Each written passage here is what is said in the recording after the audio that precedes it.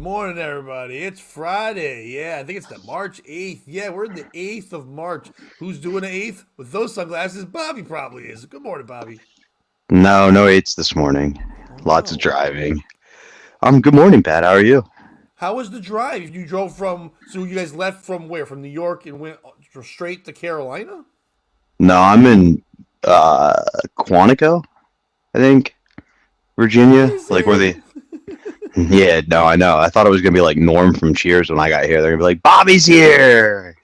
Pow, pow, You know this guy pow. from all of his tweets and phone calls where he's constantly saying things that could get him in trouble. Yeah. He's entertaining and crazy, unlike Steel Toe in the morning. Pow, pow, pow, pow, pow, and the stupid forehead wife. Pow, pow, pow, pow. Take that, bitches. Yeah. The best thing that ever happened to Compound Media. Now it's not there anymore. Pow, pow, pow, pow, pow. The words expressed on this podcast are Pat Oates and Pat Oates alone, and not by anybody else. Pow, pow, pow, pow, pow, pow. I cover my friend. Anyway, but that's cool. So, wait, did you have a show last night, or just get there last night? No, I just drove here. My parents were like, "You're never gonna make it to North Carolina in one day," and it's like it's a 9 hour trip. Yeah. I could do that with my eyes closed, but Did they you? freaked out. No, I'm fucking in Quantico, halfway there, because they had a meltdown at 10 o'clock last night. So I got in the car. I have done the drive to North Carolina to Raleigh. My mom lives in North Carolina, but also I was at a comedy festival a couple years ago. And what up, Aaron? And so yeah, it's a 9 hour drive. And once you're in Carolina, Carolina's big and it's weird, and there's cities and there's also sticks. You're driving through one thing and then you're through another. It's wacky how it just changes its climate there. But yeah, you're better off doing what you did. Going, you could have made the whole ride, but whatever. You take a break. You get there today. You're rested. You're not cranky. It's good stuff. Yeah, but I got here at 3 a.m. last night. Oh, I got up are at you still 7 to lonely? do this. Yeah, exactly. But like it really just fucked me, to be honest. Like I got no sleep last night. I'm gonna get no sleep. But it'll work. Whatever. As long as my 80-year-old fucking parents are happy. Doesn't matter about the person actually doing the driving. I got home at 1 a.m. because I had a comedy show at Mohegan Sun. And before the show, a guy who was one of the bringer comics, he had gotten there early because Robert Kelly's doing the weekend at comics. So he was watching Robert Kelly.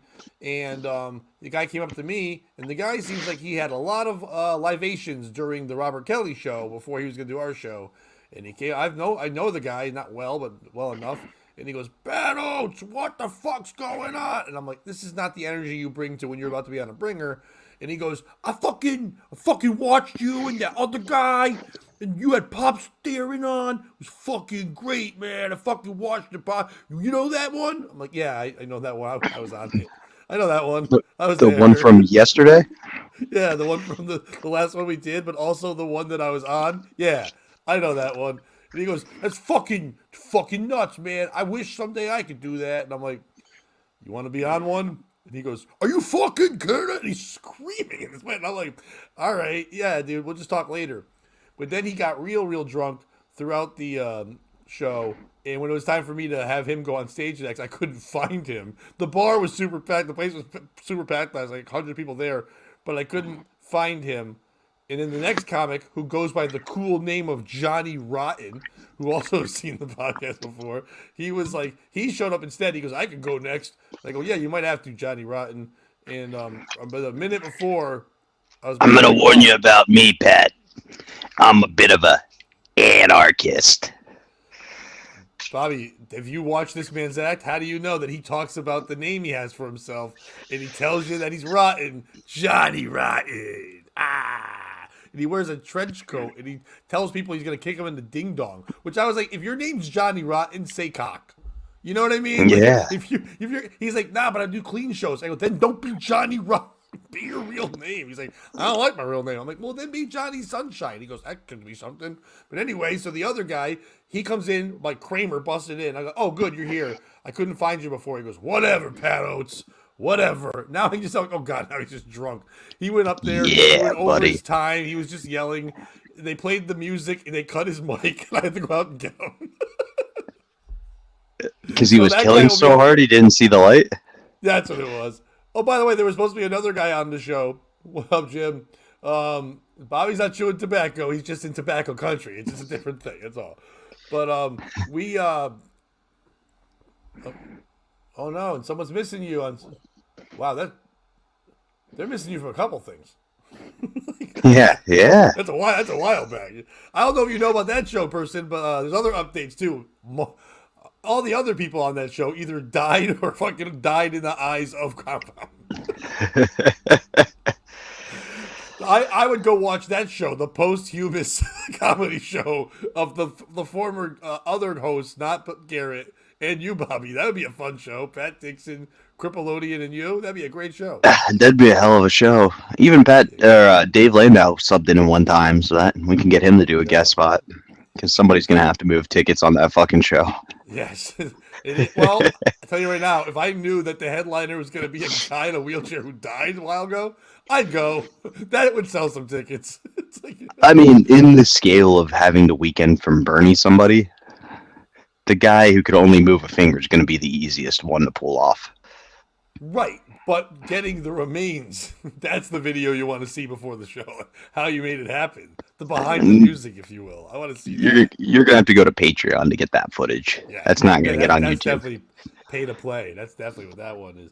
But yeah, so this guy is fired up and ready to be on the show sometime. So Yeah, be ready for the him to fact that come he on. said the show you did, you, Pops they're in that other guy. I need He to know knows when Pops. he's on. That's why. Okay, yeah. Well, he's going to remember Bobby. I don't think he's gonna be on the show, Bob. It's like, I don't think that's gonna be a solid book. He's probably watching now, going, "I did what?" It's like whatever. Yes, R.I.P. to the cripple. Yeah, Rip Crip. Jeffrey. Yeah. So he made an album with a great label, and you should go get that album. If you haven't heard the album yet, you go listen somewhere, buy that album. Great label. I hear they've got great artists on that label. Tremendous ones, hilarious ones, so good. A couple, Me. and a couple of real shitty ones like me. Me! So. Me! Shitty. No one's shittier than that, Bobby? Shittier than you and me? Steel toe in the morning. I'm from Minnesota. My wife's mediocre, but she's hot in Minnesota. I mean, a Minnesota 10. There's something to be said about that. Bobby, I don't know about this trend. They're doing it. What's the F for Crip? Oh, that's like paying your respects. It's a video game thing. From the okay. world Crip would have been in. Yeah. I thought that was him with his wheelchair turned over because it It looked like an F. And I'm not insulting him. That man would have liked that joke. Fuck you. Oh, He yeah. would have Yeah. enjoyed that joke. It's a it's a flipped up wheelchair. Just because Epstein's been in the news so much, my favorite joke of his was Yes. What? I was like, he has not. You made it up, but go ahead. Oh, but my favorite joke of Crips from that album was like Epstein did more for handicapped people than like all these activists. He's like, you ever build a wheelchair ramp for your sex pedophile island? That's dedication to the community. It is. Good. But you're building it so one person can. They don't build it two ramps so they both can collide. It's for one abled and one not abled. Yeah, you can't have both sides. Yeah, it was the exact width of one chair. Yes, that was it. You have to fucking back out. Before we bring in our guests, for people that are new to the show, we've been covering extensively. We are the number one source for your Charlotte the Stingray, the pregnant Stingray that has no papa to the baby news. We're covering it. Other news sources have jumped in after us, but we, since day one of POS Mornings, for about a month now, have been covering this story. Now, is there any update? No.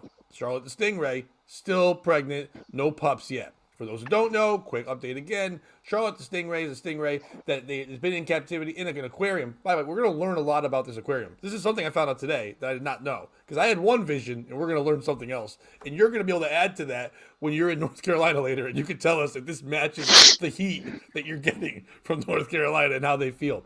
The stingray was in captivity with all sharks. No stingray at all. It was there for 8 years. Then all of a sudden, mysteriously became pregnant. They thought maybe a shark fucked it. They thought maybe it was Jesus coming down for like Jesus 2, but it really is just a splitting of parthenogenesis. I'm happy I'm getting that word down every time. I'm not even looking at notes anymore. And it's a splitting of the cells that can sometimes once in a while when mother is not around to have any children can make one themselves. So a couple children are going to come out. People have been waiting in line. This aquarium and all the surrounding businesses have been going nuts. It's been pandemonium. People going to stare at a pregnant fucking starfish. They're not sure when the baby's going to come yet. But NPR has now covered this, so you know it's going to be good stuff. Now NPR has said that they was it what's her called right here? The founder. We didn't learn about her. The founder of the aquarium, Team Echo, Brenda Raymer. She started this aquarium in her kitchen in 2001. So Seems about right. The thought I had at first was Boston Aquarium, Mystic Aquarium, big ass aquarium. The aquarium is big enough, Bobby, that said in NPR, big enough that you or I could kneel in it, but small enough to still be a good decoration in a Chinese restaurant. Quote unquote. NPR. That was the best comparison NPR could come up with. NPR can ruin something so quick and make it so boring. There's basically the second coming of the Lord and Savior Jesus Christ, but in starfish edition or stingray edition or whatever. But instead, they're like, yeah, he lives in a shit tank. But you know who else lived in a shitty situation? Jesus, the manger. So there you go. I already think we can push that. He's being born in times where he shouldn't be born. And also, this guy, I don't know tank size. It's 2,200 gallons. Doesn't sound that fucking huge. You know, you can kneel in it, all that kind of shit there. Raymer was a former school teacher. And Bobby, here's the quote that we can go off on, and we'll bring someone who I feel like will help with this. Her mission was to bring excitement about marine biology to the North Carolina mountain kids. Mountain kids. Yeah, this aquarium is in Appalachian mountain territory where people are driving out a long fucking way to go stare at. This makes so much more sense now, this story, that people are staring at a pregnant thing, that it's in the fucking mountains. Makes so much more sense to me. So who is the piece of shit in this story? Is it this Brenda Raymer? She's a former teacher who decided, fuck that, I'm smarter than the teachers at the Appalachian Mountain Schools, which she probably is, but so is everyone else in Little House on the Prairie. All you have to be able to do is have all your teeth and form 6 words, and you're the principal. So is it her for saying, I'll just start my own aquarium? I know it usually takes marine biologists and smart people. I'm a hillbilly. I'll just start an aquarium in a tank that basically you and I can take a bath in. The same thing Michael Jackson used to lay down in before he died. That size of a tank. And putting sharks in it in a fucking stingray. I can't visualize how they all fit in there. Of course they fucked. How could they not fuck? They're back to back the whole fucking way. Fucking Maybe the stacked up. in now is a little bigger and they're not telling us that part of the story, but this is the story that NPR had covered. Is it this woman for doing that? Is it NPR for taking this story that we've covered for weeks and making it boring as fuck? Saturday Night Live has covered it. Fucking every news place has done it. Good Morning America, whatever. They've all made it fun, loving. They've drawn attention. This made it so boring that I don't even think people are going to go to the pet shop. Fish on Fins, sponsor of the show, maybe, I don't know. Fish on Fins in Appalachian, North Carolina, where they had newt babies being born. 15 of them, people visited that while they had baby fever waiting for these other things. Is it me for continuously pushing this story when there's no reason? I don't know why we need to be. We're a piece of shit show. We're called piece of shit. We talk about shitty stuff. Why are we covering Charlotte the Stingray's birth over and over? Is it because Bobby and I get up early, we stare at stories for about an hour and try to find something, and it's very simple to just keep going to the same story? And I think even post-birth, it'll be easy to keep talking about that. I can't wait for Charlotte the Stingray updates to teen years. It's going to be crazy there. Who is the piece of shit in the story? Bobby, go first. For me, it's Brenda's husband. Because you know this started out as Brenda. There is a Mr. Raymer? This feels like a lesbian move. No, 1,000%. It was like, yeah, Brenda, go do your little fucking aquarium thing. And then one day he was like, hey, I need you to pick up the kids. And she was like, I can't. I got to take care of my aquarium. And he was like, that's not really an aquarium. Nobody comes. And he was drunk watching beer. That's why he couldn't get the kids. And he was like, Brenda, see, if you did like this Maury thing, people watch Maury. People care about Maury. And she was like, I wonder if I combine these two, if I could get the entertainment of Maury and the excitement of aquatic fish. So for me, I'm blaming her husband for giving her the idea to fake a pregnancy. So you think that this is still fake? You still believe that this thing is not pregnant? So I think what happened was her husband was about 9 PBRs deep. watching Maury and yelling at her that she wasn't as successful as the guy who revealed baby daddies on TV, and she was like, "I'll fucking show you." Right, no, and I got the funness of that. But in reality, you have stayed pretty strong to that this is not real. When everyone else is like, yeah, we've done ultrasounds. This stingray is pregnant. Okay, so it might be real, but what I think is happening is they're overhyping the rarity of the pathogenesis. Like, I'm guessing this happens all the time in nature, and they're pretending like it's a Jesus stingray. I think that's where the fakeness lies. I think that's more us than anyone else. No one else has really been pushing the Jesus Stingray line more than you and I. Most news stories don't even go near that one. I just like adding it because it's either shark stingray fuck action or science. Are you sure about that? I've read a lot of Jesus stingray literature. I think it's me texting you, dude. Have you heard about the Jesus Stingray? Yeah, Jesus Stingray. Woo! You know, it looks like a Jesus Stingray. Steel Our guest? head. Steel Oh. forehead looks like that. Yeah. No, our guest doesn't look like that. Our guest is beautiful. Our guest is friend of the show, comedian, and friend to us, Dan Brown, everybody. Hello, Dan. Also a marine biologist. Yeah. Ooh, and also been in the mountains. Yeah, that's right. Did you hear the story at all we were talking about? Yeah. I mean, I heard you say that they ultrasound a stingray. Like, how does that even work? Like, You see the thing and you rub it on its stupid belly and you go, oh, you're pregnant. It's got pumps. Oh, I was thinking like you'd have to go inside one of those little tubes, like a CAT scan thing. But no, that's silly. It's a If you could stingray. turn your mic up a little bit, that would help out if you could do that, Dan. But Okay. and also if you heard her say who is the piece of shit in this story, if you could weigh in, please. I feel like most people are. I mean, I don't know. At first, I was gonna say like maybe the stingray just got fat, and people were like, "Oh, are you pregnant?" And it was just scandalizing the stingray.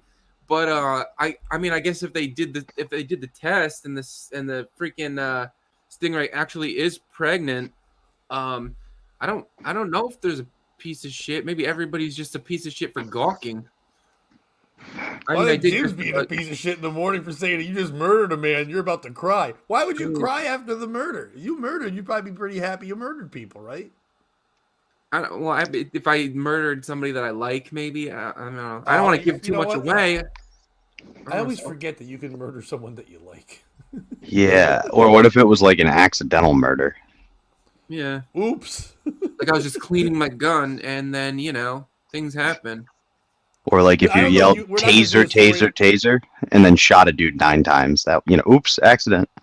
I don't have a story on it, but I've been following the whole court case of the armorer from the Alec Baldwin Rust thing, whatever. That just came to a close. And I don't know if you guys have been following it at all, but when the defense finally had to call in experts to prove how this lady wasn't the reason it was wrong, they brought this guy in. It's fucking the best videos. This guy came in, and he was supposed to be showing about safety. So to show them, he brought a gun in a bag, and they're kind of like, he's on the stand, and they're like, just gotta show us it's not loaded. So he turns and he aims it at the judge, and the fucking bailiff has to go like this right away, like, what are you doing? And he's like, isn't it true that you're supposed to, when you carry the muzzle should always be pointing down at all times on set? Loaded, not loaded, that's just gun safety. He goes, no, that's not true at all. You can point it in the air. You can point it behind you. Dude, the comments on TikTok are like, behind you? What the fuck are you doing? Why would you just shoot him? This is the gun safety. That girl is now going to do 3 years in jail. Not just because of this guy, but basically this one guy who was the witness. He was like showing the craziness that she learned from him. And it was like he was done. But he was like, he had the gun there. And they're like, stop pointing it at the judge and at us. He's like, come on, it's fine. Just a gun. Wow. They had the dude from the circus who does all his trick shots as their expert testimony. Yeah, you can shoot behind your head, behind your back. You just got to know what you're doing. They had all these gun safety experts and prop experts and all these guys who worked on movie sets all coming in saying everything she did was wrong from the prosecution side. When the defense came in, they were basically like, "And we call John Wick to the stand." It's like, just comes in, just doing flips and shit. It's great. The piece of shit, back to the story real quick. The piece of shit in this story is NPR. Because, man, have I been excited about Charlotte the Stingray. I've been enjoying this story. It's been a fun, light morning. We've been trying to do a morning thing and not be nuts. It's been a fun morning show. We're obviously mocking and making fun of morning radio and morning TV shows and things of that nature. It's been fun to give a shit about an animal and a feel-good story and shit on it and make it like that. That's what Bobby and I kind of wanted to bring to the table. We're kind of happy this story happened when we started doing this. We can do the other things. It's been great. But wait at NPR to really nerd the shit out of it and tell me the size of the tank and the fucking woman's lore. I don't give a fuck. A stingray got fucked by a shark. I don't care what you tell me. That's what happened. Shark stingray sex. And I've been saying this forever. It's going to be born. It's going to be a shark and a stingray half and half. And he's not going to be Shark Stingray. He's going to be Ray Shark, baby, attorney at law in an aquarium. And he's going to have a trench coat and a little hat. And he's going to solve crimes and shit and also be an attorney. That's what he's going to be. And I would go visit him in a tank whenever. Oy vey, the temperature of this water is so cold. Wait, why is he Jewish? He lives in the mountains. You said he was going to be a lawyer. Oh, yeah, okay, that makes sense. But I think the lawyers up there are more like hillbilly smart. You know what I mean? Are there Jewish people in the Appalachian Mountains? Not if the Klan's doing their job. Oh, my God. Good morning, everybody. They're not doing that on Steel Toe. Boom, boom, boom, boom. He's not outside a kill room. What are these comments? I'll go back to this one where I like a cancelable records thing. They're doing good stuff. You are correct, sir. But yeah, I've been enjoying this wonderful, lovely story. I think it's great. I can't wait for the birth. We were hoping that Bobby was going to be there. Yeah, no, you need to enjoy that, Bobby. We were hoping that Bobby was going to be able to be live, but Bobby found out that where he's doing his shows is not where people have no teeth. It's where people have some teeth. So Bobby will be way too far away from the Appalachian Mountains this weekend to go visit Charlotte the Stingray. But Bobby, if you could, and if you can't, I completely understand. But maybe before the shows, or more possibly after the shows, when people are walking out and saying good job, maybe you can ask, you'll record it, just let us know. Ask some people, hey, we're in the state of Charlotte the Stingray. What do you feel about it? And I want everyone to be like, I don't know what the fuck you're talking about. I'm hoping that's going to be the answer. But it'll be great if one person's like, oh my God, they get excited. That'd be good if we could get some word on the street shit. You know, if we get like a real North Carolina native, the answer is going to be like, am I surprised a stingray's pregnant and they don't know who the daddy is in Hendersonville? No, that's what happens in Hendersonville. You get pregnant and you don't know who the daddy is. Yeah. I mean, they go, I'm just happy it's a fish for once. Me? Yeah. Have you ever seen a stingray? The front smart part is white, but the back part is black, and that's the one that got pregnant. That is the people of North Carolina, especially Appalachia, too. Now, what in the hell? Now, Bobby, can I ask you a question? And Dan, I'm asking you the same question. You could both answer this. You can both not answer it. We can just prove how dumb I am. Did either one of you know that the Appalachian Mountains were in North Carolina? No, you go, I guess. Dan, you go. I did, because I used to like research the Appalachian Trail, and they go all the way from Maine down to Georgia. Is that a song? No, but feels like it should be. Yeah, sure. Is that where Bigfoot is? If only we knew somebody with a guitar.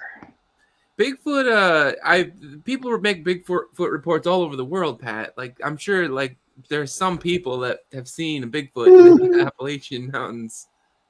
I don't know if people of China. All over the world, that's like different names, right? It's like the abominable snowman, and then like some places it's just like a woman.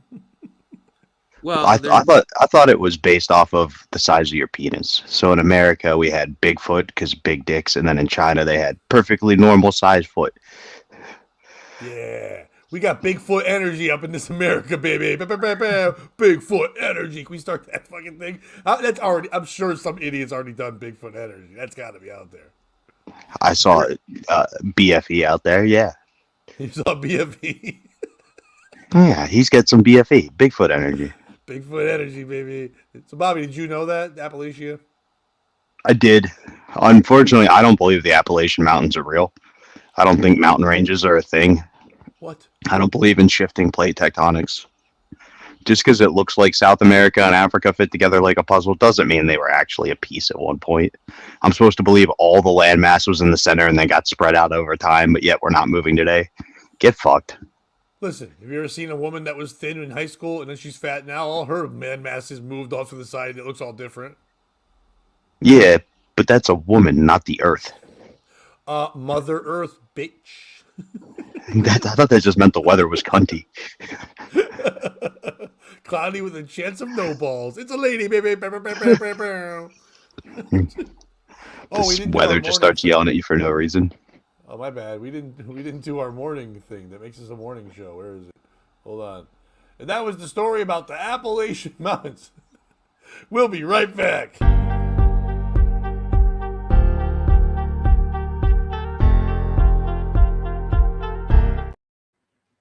I'm kidding. That's dumb. Hey, I can hit a button sometimes and just make a countdown for no reason. You get 3 seconds. So you thought you had 30 seconds to go to the bathroom. You don't have any time. You're missing out. Bobby, you We got a don't story? follow rules. No, we Yeah, are I the guess rules. the other story that the nation's talking about this morning, in addition to Charlotte, is the State of the Union. Did either of you guys watch it? I No, watched. I was watched it. performing, so I didn't have a chance. I watched it, but there were people like commenting over it and making fun of Joe Biden and stuff.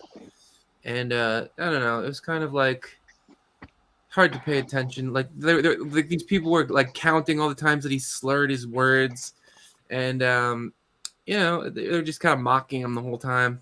Yeah, he's an old, dumb man who's probably raped.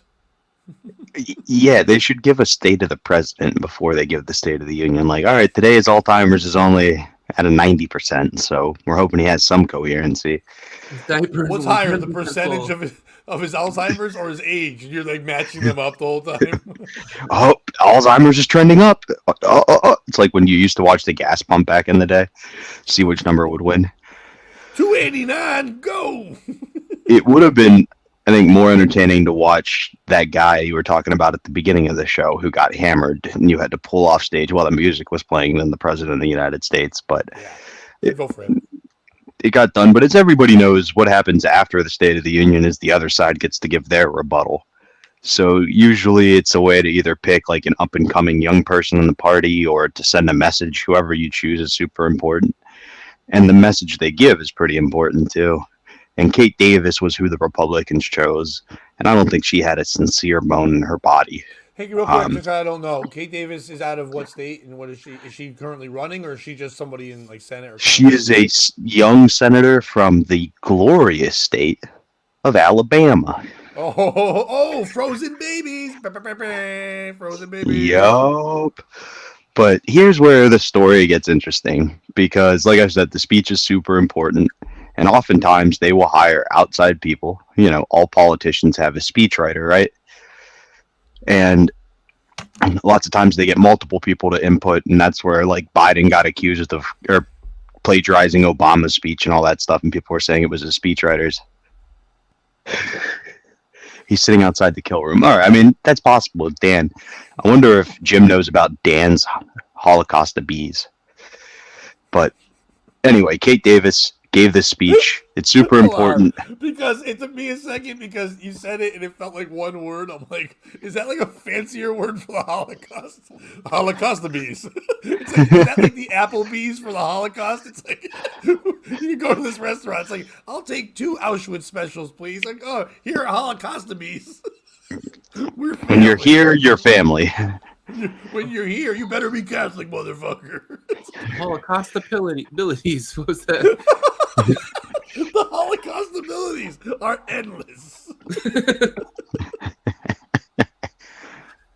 When you're here, we kill your family. When you're here, it's not for long. But so Kate Davis gave a rebuttal to Pops. What up, Pops? Kate Davis gave a rebuttal to the State of the Union, and it wasn't great, but the news that's kind of coming out about it now, and I've seen this through several sources like Politico and TMZ, is I guess the Republican Party reached out to America's sweetheart right now to see if he would be willing to help punch up the speech. That's right. Shane Gillis was reached out to by the Republican Party to see if he would help punch up Kate Davis's speech. That can't be real. This is the Bobby Fake story of the day. Google it, dude. It's in Politico, Reuters. Right now, it is coming out that they reached out. I think, obviously, he declined. He said all along he wasn't a Republican. The joke's been that he's slipping into Republican being a Republican. But who's the piece of shit in this story? Is it the Republican Party for trying to capitalize? I mean, we saw people do it with the shark, right? They took the stingray story we did. Anytime something's in the news, people try to jump on it. SNL did it. We did it. Why wouldn't the Republican Party try to capitalize on it? He's from Pennsylvania, after all. Is it Shane? Why turn down a payday? He could have slipped in some very, very funny jokes, right? Imagine if he called Biden a political fag, or something along those lines, like he did on his podcast. I think it would be very funny if he slipped one of those into the speech. Or is it America? Because the only reason that anybody would have cared about the State of the Union and the rebuttal would have been if Shane Gillis had written against, say, Nimesh Patel. Pat, you've been on the longest, so we'll kick it to you first. All right, first of all, it's not Jim, because Jim is killing it. Jim is already saying he's got more Holocaust of Bees stories than Dan. So we're going to have a Holocaust of Bees off sometime. We're going to have Jim on anyway. So, Bob, you got to reach out to Jim sometime to see if he can come on. But, yeah. I think Holocaust of Bees is my favorite book of the Bible, the Old Testament, and because Holocaust of Bees, Songs of Solomon. From Matthew to the Holocaust of Bees. And, by the way, Jim did say he thinks Dan is cool. So, whatever. It's all fun here on this wonderful show. It's morning. It's not Shane Gillis. I personally believe I'm not really political in any way, but I have done one or two little local level of shows for politicians or things of that nature. I have not actually ended up performing, but I've been talking about it. They don't really like to give out too much money. They kind of feel like you're helping out a cause and doing that stuff like that, and it's good for you. They play like when you first start doing comedy and someone's like, oh, I know there's no pay, but the exposure is good. Like, I've been told that. Like, when I was on a morning radio show a bunch all the time and I was getting good exposure, a woman once reached out to me and said, if you do this comedy contest we're in, you could possibly win, the amount of money you'd normally get paid you're paid to perform. And I'm like, well, why would I do that? Why would I just not get a paid gig? And she goes, the exposure, because there's one news channel that might cover it, and if they do and you win, they might show your picture. And I go, that's the worst exposure I've ever heard of all time. Why would I do that? And that's the same thing with Shane Gillis. Hey, buddy, I know you're starting to become an up-and-coming comic, and I've kind of heard of you because they're old fossils over there in the Republican Party. And they're like, maybe you can get good exposure. Anyway, like, I know who Shane is. I don't know who Kate Davis is. If you ask everyone in America, even politicians, more of them will know Shane before Kate. They'll be able to point Shane out in a picture. They should, if they're going to get Shane, have Shane do it. Don't have fucking Kate Davis go on. You want the Republican Party to seem cool? Joe Biden talks, and then Shane's behind a podium, and he gives his State of the Union. Dude, that would be amazing. Him coming out and doing that, or any cop. You know who I would like to see do that, and I know he wouldn't go Republican? Tim Dillon. Tim Dillon would have been amazing as the rebuttal to that, but he could do it on both sides too. Someone should be. He should be the third president. That would be amazing. Him in the debates, that would be incredible. But it's not him. It's not the Republican Party either. Because I get it. You got to come back. They want to look cool and hip because the Democratic Party is old, whatever. And they also know that Trump is cool to some, but polarizing to others. So they're like, let's get some help. Let's get some punching up. But it's not like Kate would have said this joke is from Shane. It did come out like you said, which is great, but it's not like people would know in the moment. So, like, it's kind of weird that they would go that route, but I get why they went that route. It's not Joe Biden. It's not his fault where they cart him. We've mentioned Weekend at Bernie's once already. That's what this whole presidency is. They're just wheeling him out. Last week on Saturday Night Live, they actually made a joke about that. The whole thing was about people saying, all the people that work for Biden were saying, like, he's never been cooler and hipper and quicker. And then they kept showing clips where he wasn't that. And they're like, what are you talking about? He's saying, oh, he's been doing mad push-ups all day. He's just banging ladies. He's fucking dope. They even had a fake Draymond Green guy come out and go, me and him fucking ball. He's a fucking dog, son. Like, they've been bagging on him for not having any energy, anything. It's the political system in this world in America right now. It's ridiculous that we get the State of the Union address from a 90-year-old piece of shit. You know what I mean? There are so many. That is a perfect job for a younger politician who can be articulate and start to get in front of America. I know it's the president's State of the Union, but fuck the president's part. Give me a young 35-year-old politician, man, woman, whatever, from each party coming out. They each get 30 minutes to say the state of the union. What is happening in America right now, according to this side and that side? And there, if you watch that, you can go, hey, I kind of like the cut of this person's jib, or I like the way she fucking gives me a point and talks about stuff. I would vote for her later. I now know who she is. It's a way to see your young rookies and not just your grizzled vets. You know what I mean? Give me that. I don't want to hear Joe talk, because Joe's not going to tell me what I want. I want to hear someone who still gives a fuck, and the few people in the world that believe in the system. That just should be there. And if they want Shane to write for him, great. Shane can have one, Nate Bargatze can write the other. You've got two different points, and you're going after it. I mean, I think if it was me, I would get Wanda Sykes to write both of them. Just be a wild black lesbian woman coming through the voice of like an old-ass man, like Mitch McConnell doing Wanda Sykes jokes. That'd be great. Why come we can't secure the borders? I ask you, why we can't? Why come? Excuse me, is that supposed to be ASK? I think that's supposed to be ASK. That might have been a typo. She comes I out like and your.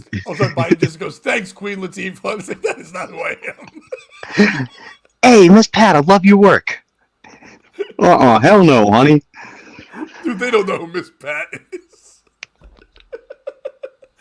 That'd be wild if Biden's like, all I watch is BET.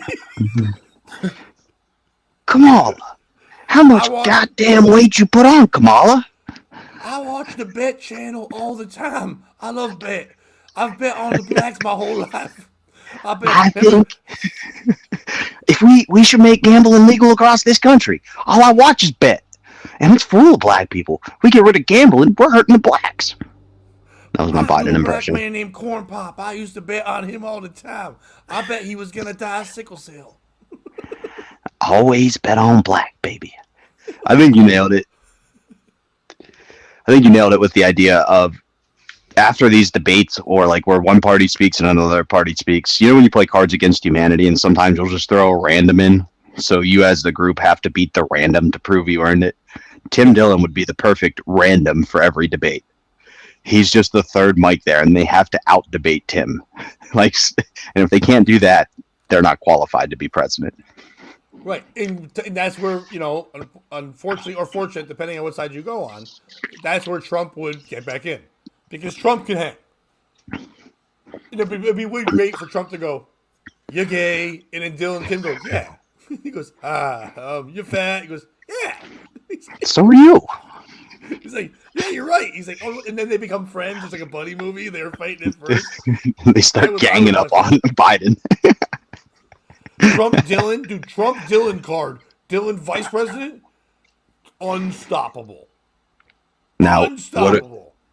What if Biden, inspired by Tim Dillon, decides to get a Dillon of his own, and we get Dylan Mulvaney versus Tim Dillon as a debate? That would be the greatest thing in the world.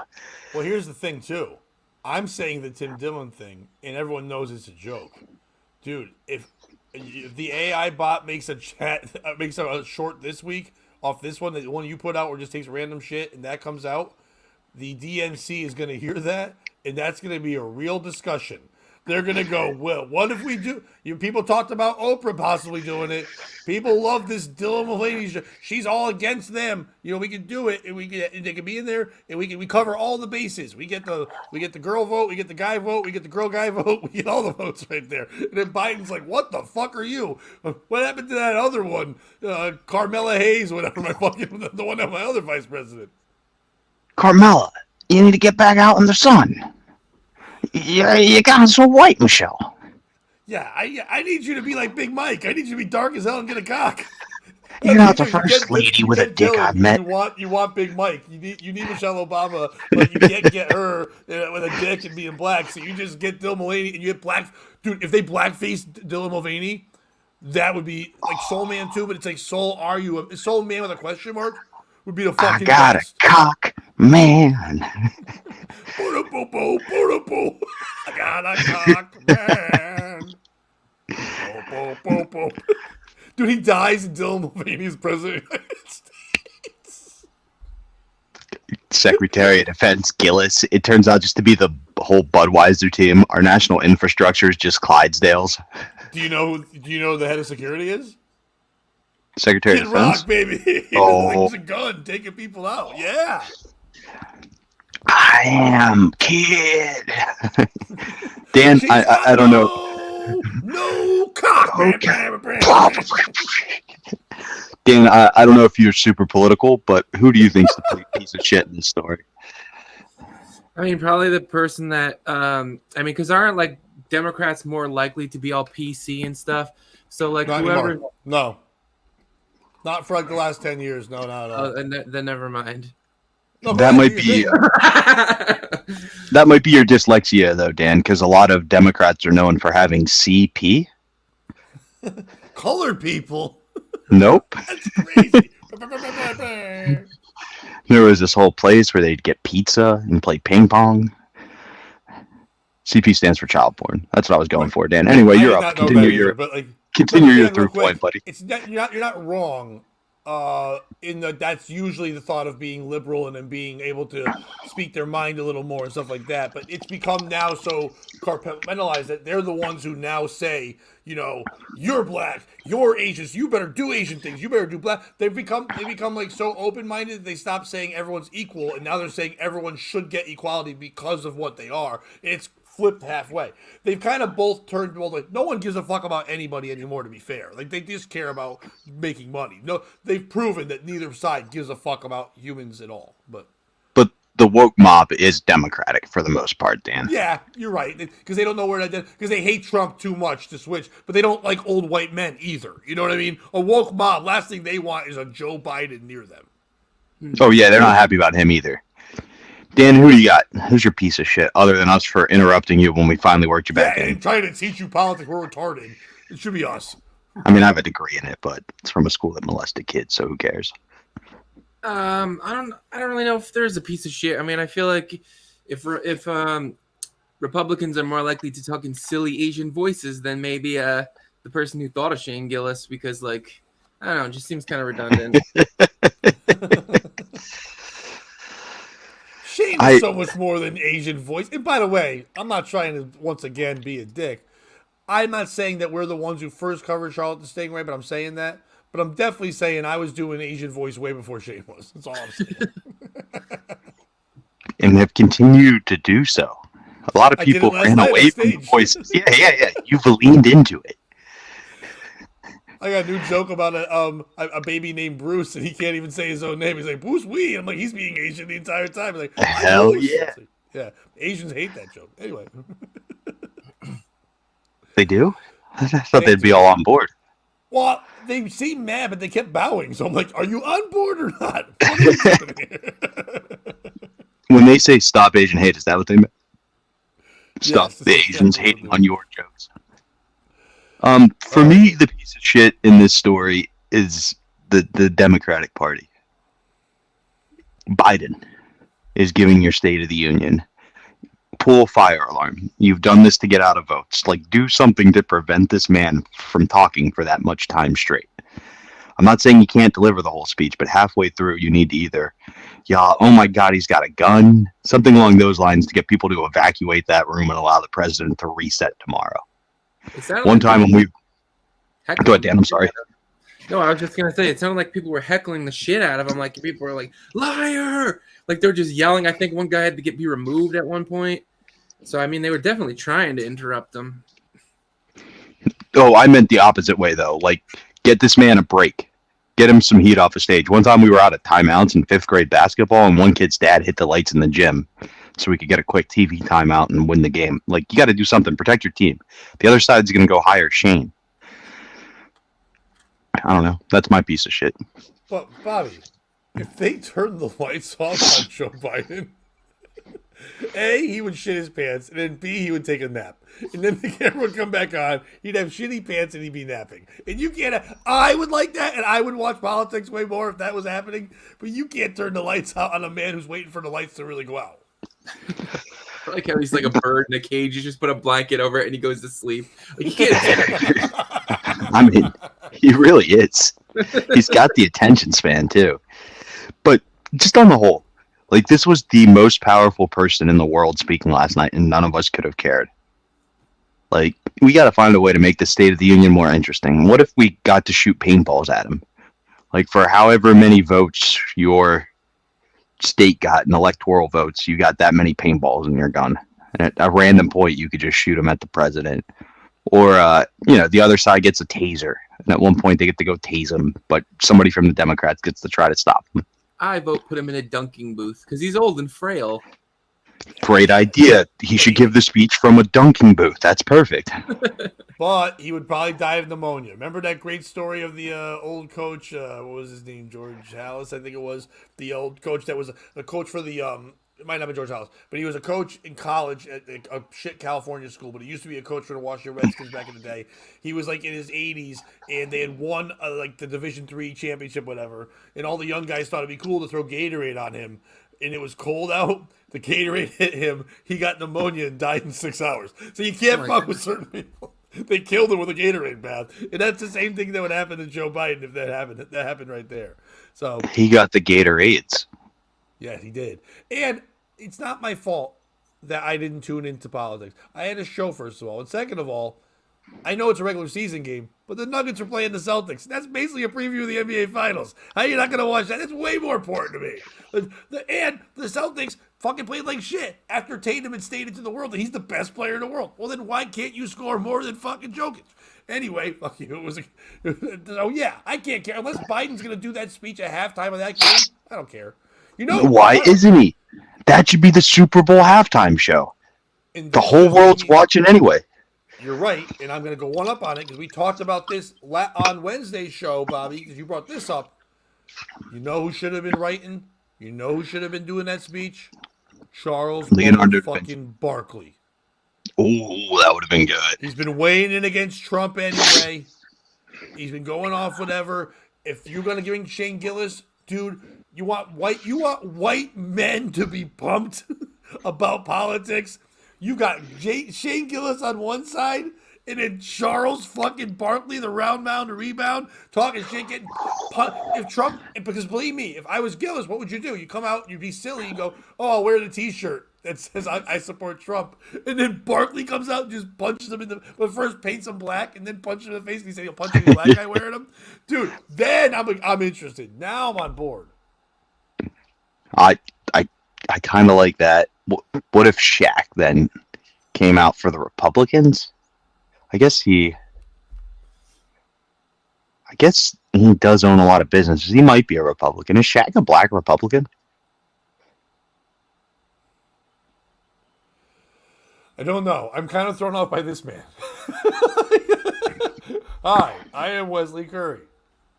No, I'm Wesley Curry! I am in Huntington, West Virginia. I am the man Jesus gave his dove to. Jesus is handing out doves? For not telling the vision of the valley, Dad. You shall lose everything you have. You shall lose. You shall lose. Day. Goodbye. This guy just popped in to say this shit.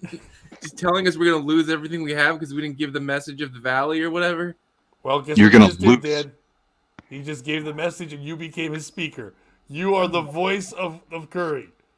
Oh my gosh. You just channeled. It was through you. Who's the piece of shit in this story? Wesley Curry or everyone who doesn't believe in the word of Wesley Curry? Well, he's Wesley Curry 2, so maybe not. Maybe Wesley Curry 2 is the... I like that he's not junior. That he's 2. Which I guess means there's a 3. I think, right? Don't you become 2 when there's a 3? I don't know. I think you come 2 I'm a junior, so I'm always a junior because there's no 3. It was just me, and then I was like, I'm not doing that to another person. Wesley Curry 2 Revelations. More Wesley, more Curry. Yes. I'm guessing that's another gamer thing, right? I don't know. F was for fall in wheelchair. I is for I believe in Wesley Curry too. or maybe he's Jeffrey Corrado 1. I get it now. He's the first. That makes sense. I think you become the second when you die. I can't take the shades off. They're my microphone. Yeah, Bobby's a spy. Bobby got his microphones from a Cracker Jack box in 1973. He also has a decoder ring that tells him what he's going to talk about next. And he opens it up. He's like, ooh. I think they look cool, Bobby. But I do think it's weird that everyone right away was like, Dan's the murderer. You've got glasses like a murderer, and I've got the Normal body of a people murderer. wear sunglasses. I don't know what the fuck everybody's deal is. No deal here. You could get some. I guess. Dude, you ever Can I wear fuck my Jorge sunglasses? Jackson? Only Posada. Jorge Jackson. You know what Jorge's Spanish for? He's a whore. Hey. You thought can it bang was- that guy. Bang that guy. Bah, bah, bah, bah. You know what? He's a whore. Guess who else is a whore? Steel Toe's wife. Steel Toe in the morning. Bah, bah, bah, bah, bah. Just never gonna. That one was telegraphed a bit. Yeah, they all were. Dude. It's almost like The you second could see they it start coming a doing mile drugs. away. It's almost like you could see it a mile away, like that forehead. Hey, that wasn't coming. That's left hook. He was fine. Out of nowhere. Dan, All right. how are you, buddy? Oh, let's I'm not do that. sleepy. You seem tired. Yeah, I was just saying, let's just keep the stories going. Let's not get into fucking fun talk. Let's move. I can see Dan as being a little trooper being on the morning, but this ain't the shit for him. Dan probably hasn't been asleep since 3 days ago. Since he did the last morning radio he was on. By the way, if either one of you heard the big announcement yesterday that on Netflix on July 20th, live streaming boxing match, Jake Paul versus Mike Tyson. Yes, the baddest man What? in the planet. Mike Tyson will be fighting against Jake Paul, YouTuber, who, if you don't know, has been boxing for a couple years, has not really fought anyone real. He's only fought one real boxer, and that was not Tyson Fury, but yet Tyson Fury's brother, Tommy. So it's just like, basically, it wasn't Bill Clinton, it was Roger Clinton, that kind of shit. And even though Tommy Fury is just a mediocre, bag of donuts boxer, Tommy Fury beat Jake Paul. So the one time he fought a real boxer was that. Now he's beaten MMA guys. He beat Nate Robinson, who was a 5'9" basketball point guard for the Knicks back in the day. He's boxed some weird fucking people. When Tyson last boxed in like 2005 when he lost, but professionally. But he did fight in an exhibition match in November 2020 where he did fight against Roy Jones Jr. And he's even said he did that to raise money for Roy because Roy needed money. He was hurting and he loves Roy. Tyson didn't need the money in any way. He did that as an exhibition to show up. They were the headlining card. The opening match on that card was Nate Robinson versus Jake Paul. So Jake Paul feels like this is a full circle, a 180. Now he's on the top of the card, and he has aspirations to be the world heavyweight champion. And he can prove that by fighting Mike Tyson in an exhibition fight on Netflix after he's lost to the only boxer he ever fought. Now Tyson has come out and said, Jake Paul's great. He's great for boxing. He gets eyes on it. This will be fun. We'll have a good time. Tyson is 57. He'll be 58 when this fight happens. Jake Paul is 27. You can't find me anyone in the world, boxing fan, boxing purist, or just somebody off the streets who knows nothing, who would tell you that Jake Paul has a chance against a man 30 years older than him. Because even if you haven't seen Tyson box recently, you might have seen a video from an airplane where, by the way, that guy had just the same amount of chance as Jake Paul did. But this match is going to make billions of dollars. I mean, not only is Netflix throwing the money, but the gambling you're going to be able to do on it, DraftKings getting behind it, Jake Paul and his name getting behind it, it's going to be monstrous. And Tyson's just going to do it for the heck. Tyson's going to give his money to charity. Tyson doesn't give a fuck about this kind of shit at all. You might see a George Foreman type thing. If Tyson does look good, I could see Tyson going, fuck it, I'll box a real match and fight against somebody older and not go for a title, not go for anybody. The guys are too big. If you don't follow about Deontay Wilder, Tyson Fury, they're like monstrous freaks now. Tyson fought tall guys. Lewis and all those guys were tall, but these guys are like basketball forwards. Tyson could never do that now at his size. But the fact that people still care about this means that Tyson is one of the most polarizing figures we've ever seen in the history of sport. He has been forever. He still is forever. But in the write-up for this, they're saying Mike Tyson, former champion, against the most polarizing boxer today, Jake Paul. How the fuck do you say that? Now, there's also, before we get to the piece of shit, there's been many articles written about this, but our friends, the ones that we used to go to every week on POS, the old New York Post, they have come up with something they've come up with their own tail of the tape. Now, if you don't know much about them, what they like to do is say fucking awful things about people that they think are rapists. That's what they like to do. And they don't let it And go make a forever. pun. Yeah, they do like doing that. So, real quickly here, guys let me know when you can see what's going on. Can you guys see? Oh, I can see now. The tail of the tape on the right-hand side there. Usually tails of the tape have boxing stats. Mike Tyson, 57 years old. Jake Paul, 27 years old. Pedigree. Mike Tyson, former heavyweight champion. Jake Paul, 20 million YouTube followers. So far, so good. Tough. Face tattoos. They both have one. There's a warrior face tattoo on Tyson, a dragon one on Jake Paul. Favorite snack? Mike Tyson's bit Evander Holyfield's ear. Well, that's not a snack.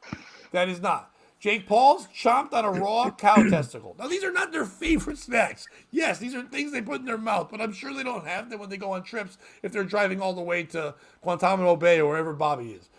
Nickname, Kid Dynamite. No, it wasn't. It wasn't Kid Dynamite. It was the baddest man on the planet. They might have called him that a couple times. He was also Iron Mike Tyson. He was never fucking Kid Dynamite, as far as I remember. And if he was, there was 3 on the nickname list. Jake Paul, problem child. I thought he was Logan's brother. But either way, pets. Mike Tyson loves pigeons, also making him retarded. Yes, he had pigeons, whatever, but that's not what you say. He also had a tiger. He had a fucking tiger in his house. Jake Paul, pit bull and golden retriever. Crimes, always on a tail of the tape. Mike Tyson, 6 years in jail for rape. Jake Paul, charges dropped for criminal trespassing. I don't think those are the same matching up right there at all in any way, shape, or form. Who is the piece of shit in this story? Is it Netflix for going, hey, we're trying to do streaming like everybody else? Max is streaming basketball games, so is Hulu. Amazon's doing baseball.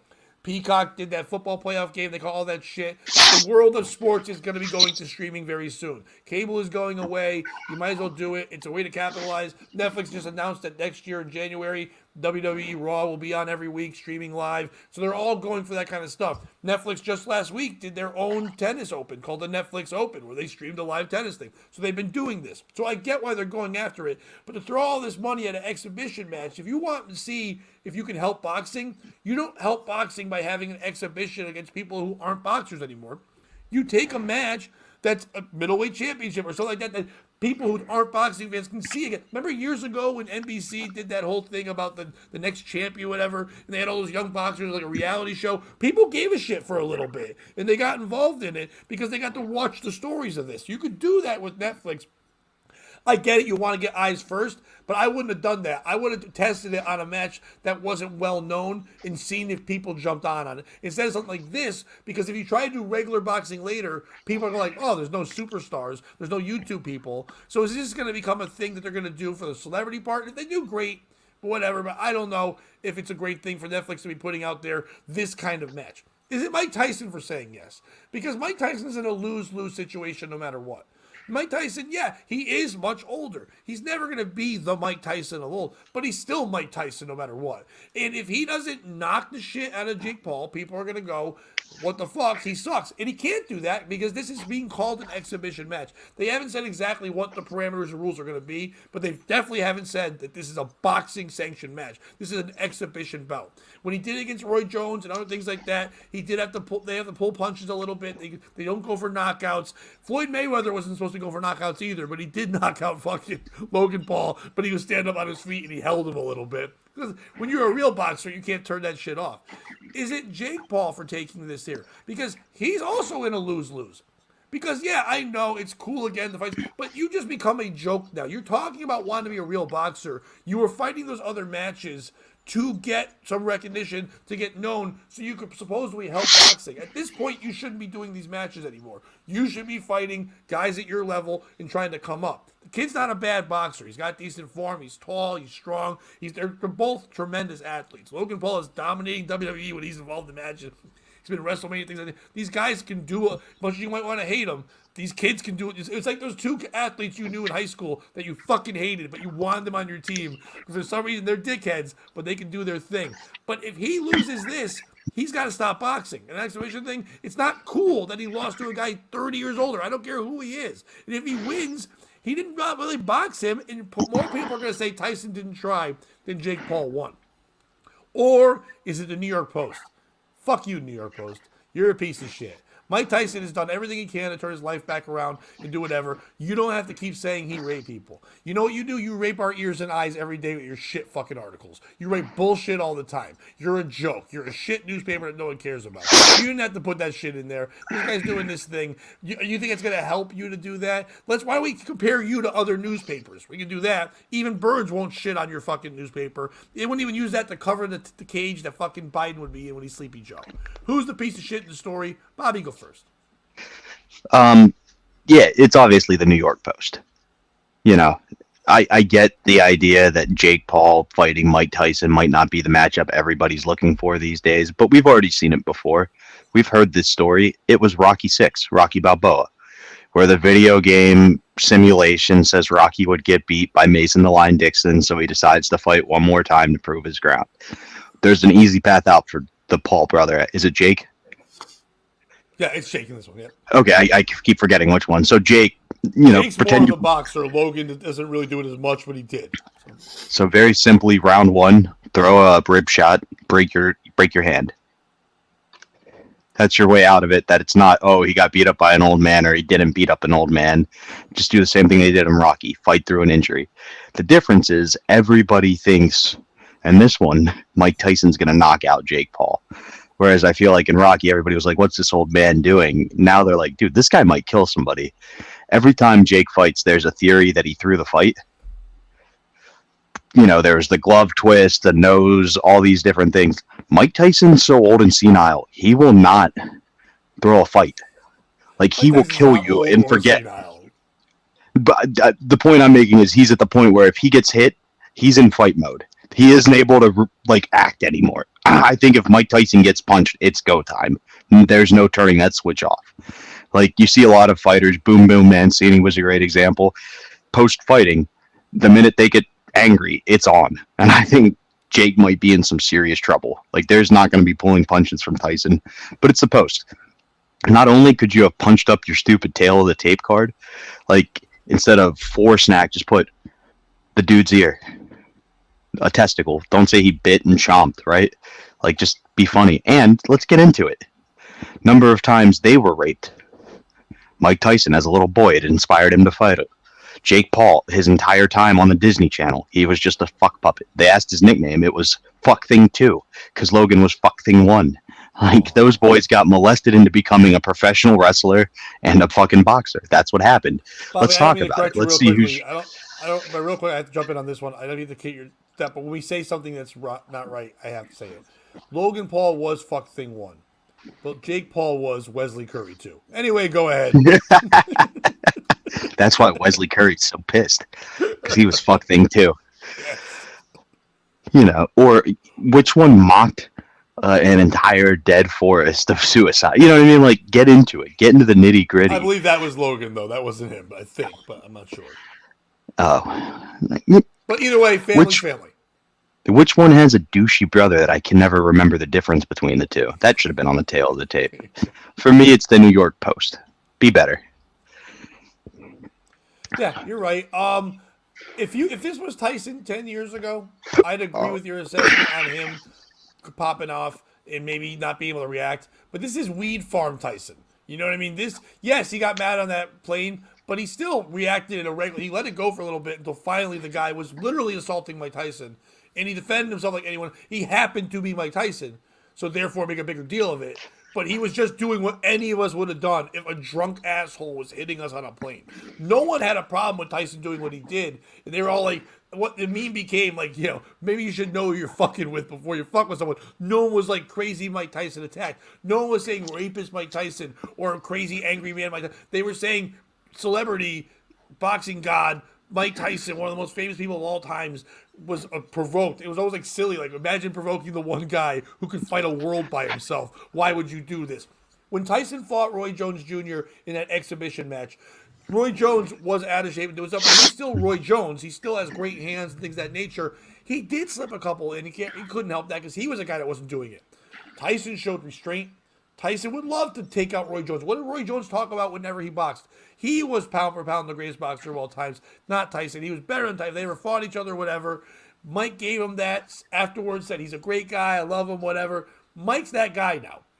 Mike's seen his life, the hell he went through as a child, the way he was used and abused, and then used it to be a great boxer. His downfall in boxing and in life, his comeuppance, his resurrection, all that. Mike's that older guy who's seen the light. You know what I mean? He's that guy that used to be crazy and he isn't anymore. He's doing this because he loves boxing so much, even though it treated him like shit with Don King and all that, that he wants to get eyes back on it and he thinks this is the best way. He could give a fuck about the money. You can say what you want. You think he lost money.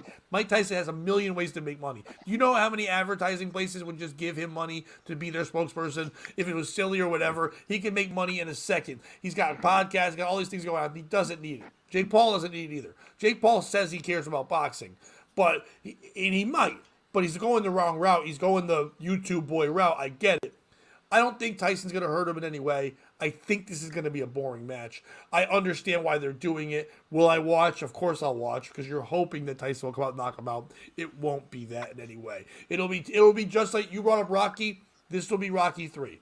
Thunder Lips in the flesh, baby. But now Thunder Lips is not the boxer. Thunder Lips is not the wrestler. He's the boxer. Mike Tyson will come out and be fun, look a little angry, whatever.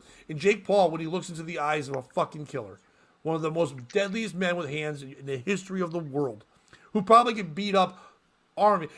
Mike Tyson at his prime could have beat the Roman Empire when they were storming things.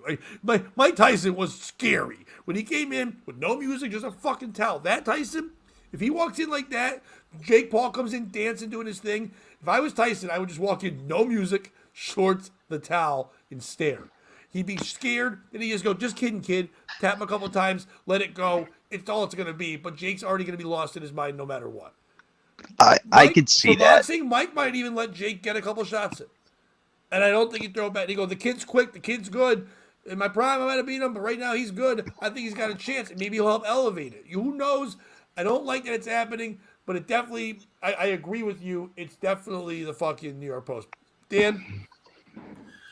I think that, I don't know who's the piece of shit, but I just like the fact that Mike Tyson is beating up annoying YouTubers. And, like, I hope that, like, he beats up more. Like, all those prankster kids. Like, I hope somebody tries to steal his luggage and then beats him up. I hope that somebody pretends to mug Mike Tyson on camera and he beats those guys up. I just wanted to see him beating up these obnoxious freaking social media goons. Dude, that's our new show. Mike Tyson has got a new show called Fuck YouTube. But it's just fuck you and YouTube, and he just goes around. And whoever's got, every week he goes through the highest the rating ones. Female show, male show, whatever it is. It's like this week, Mike Tyson takes on Barstool Sports. This week, Mike Tyson fights Nick Mullen and Adam Freeland for no fucking reason. Like, him just fight. You know that guy who does makeup tutorials because he's gay, but he's not a lady? Yeah, he's fighting Tyson this week. Like, I would watch those every fucking week. And if one of those guys gets one punch in, Tyson promotes their show. That's right. If Tyson fights a YouTuber and they get one clean hit, then he, the next week, has to promote their show to everybody. That's what they get, more views from Tyson. Now, if Tyson beats them up, then they get to be on the list of people that got beat up like that, but they get to talk about that for weeks and weeks, how Mike Tyson beat them up. It's a win-win. Dan Brown, genius. I like this. Let's take it a step further. Mike Tyson, a little bit washed up, has had some issues back on the straight and narrow. What if we take Bam Margera and we put him in a house with Mike Tyson and we tell him to try to pull all the same pranks he used to on Phil? I don't know how to do that. Yeah, I know. I was doing that so you could address it because, yeah. Brandon, we appreciate you. Bobby's is on the road, so he's got the microphones in his headphones. He'd have to turn down his brain. I don't think we're just happy his brain's on this early, dude. Yeah, I want Mike Tyson. I know they did it with other boxers. Mike Tyson should fight everyone from Jackass. I know they did it with Butterbean and stuff like that, but Mike Tyson fighting Steve-O, Mike Tyson fighting Bam, Mike Tyson fighting Ryan Dunn. Great matches. Yeah, I mean. I don't know. I'm just more enthused about like the YouTuber things and social media. Like if there was a bunch of people doing TikTok dances and Mike Tyson just strolled in the middle of it and just started punching them, pow, biff, zap, that would be what I would be interested in. Like no, Ryan I Dunn. appreciate that. But yeah, that's Ryan Dunn. I was about to tell Dan now. Dan would have really liked that one. From his first match versus the Tree. Ryan Dunn died in a car accident years ago. That's why I said that one at the end. That would be very fun if Mike Tyson fought a guy who died in a car accident a long time ago. So I think you would enjoy that one. Nice. I'm Who thinking would you want to fight if Mike Tyson? Let's name our Mount Rushmore of celebrities, past or present, that are annoying that you hate, that you want Mike Tyson to fight in a ring for us to watch on Netflix. Who's number one? All history, male, female, or currently, if they could, Tyson in his prime against them in their prime. Who would you want Tyson to beat up in a ring? Ann Coulter. Ann Coulter, okay, she might make the list. I don't know. She's got a good reach. You know what I mean? Like, she's got a decent reach, and Tyson's shorter. She can handle, and she talks a good game. The press conferences before would be great. They would be great because she would lean the fuck in. Now she has no chance in hell, but I would definitely watch the fucking that tail of the tape is fun too. Oh, absolutely. And can you imagine her just getting as close? It would basically be like an episode of Come Down.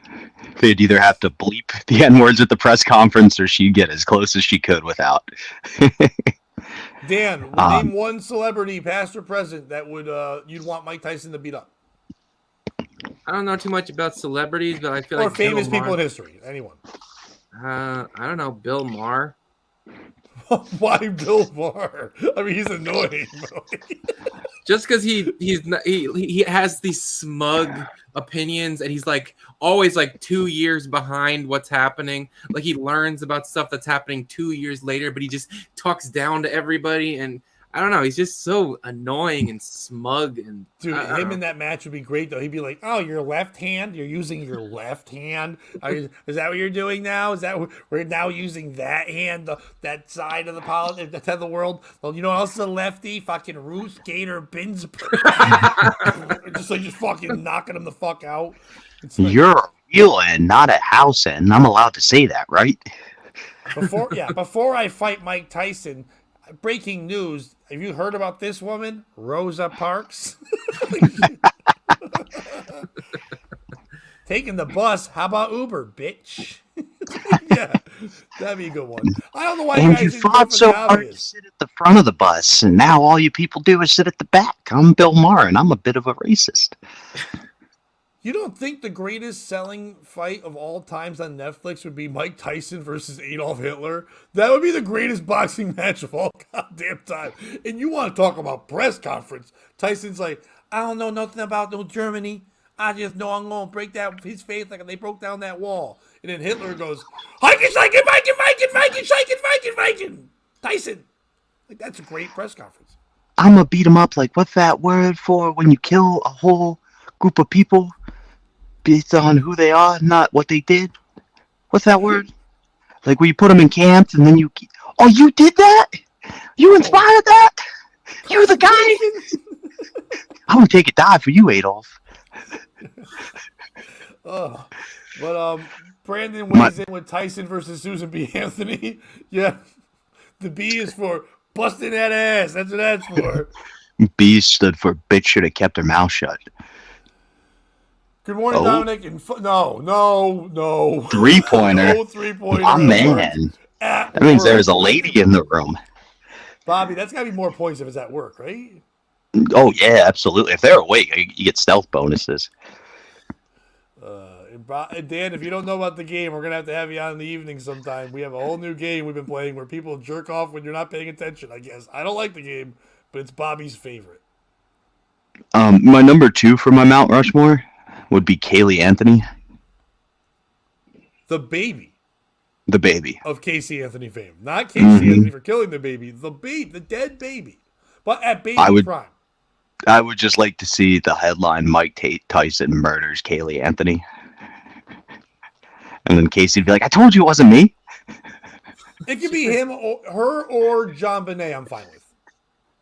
Okay, John Bonet too. Yeah. That would be a good one. John Bonet too, not Wesley Curry too. Who else would it be fun to watch Tyson fight? Oh, that dude from the hospital commercial, that little kid. Why are you having him fight dying children or dead children? These are not the Shriners Hospital. The 2 Shriners boys. They could be a tag team. Why is he lighting them up? It's supposed to be people that you hate, not fucking dying children. Progeria really hurts. But you know what hurts worse? Getting punched in the face by Mike Tyson. No, what would be a good one?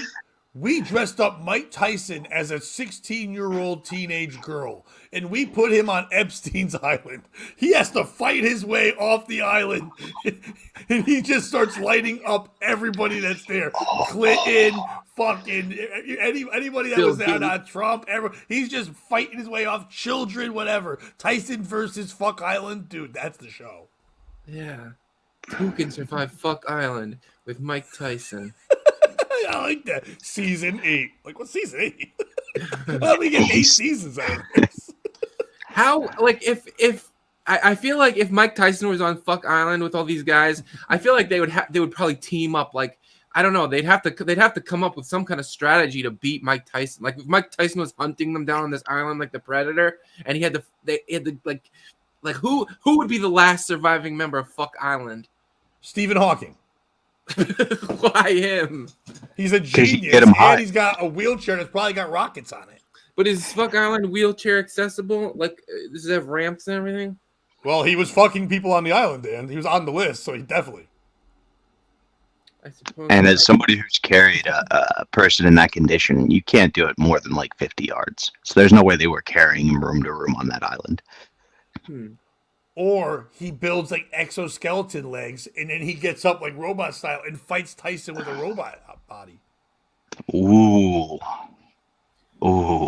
You know what we could do is take this, and this could be like, you know, the guys who get busted on like To Catch a Predator, but don't end up getting convicted.